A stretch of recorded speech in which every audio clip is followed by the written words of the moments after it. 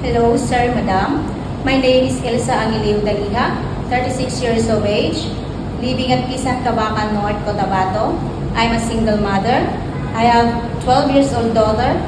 I graduated General Midwifery course in St. Luke Institute, Cabacan. I worked as a caregiver and caretaker in Taiwan for 2 years. I took care of elderly and disabled person and looked after 2 years old toddler.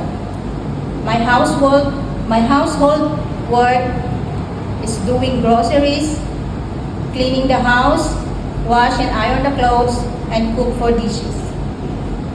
I also work as a nanny in Denmark for a Danish family of 4 for 2 years. I look after 6 and 8 years old children. I also work as a nanny in Denmark for a Danish family of 4.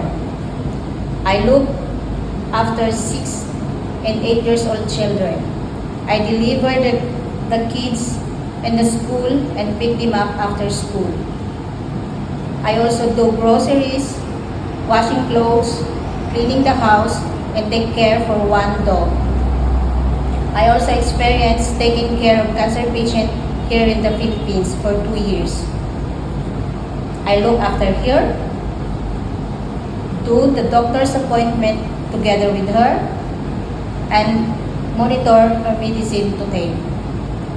Sir, madam, if you're going to hire me as your household worker, I can promise you that I will fulfill my duty and do my best to make it better for your families.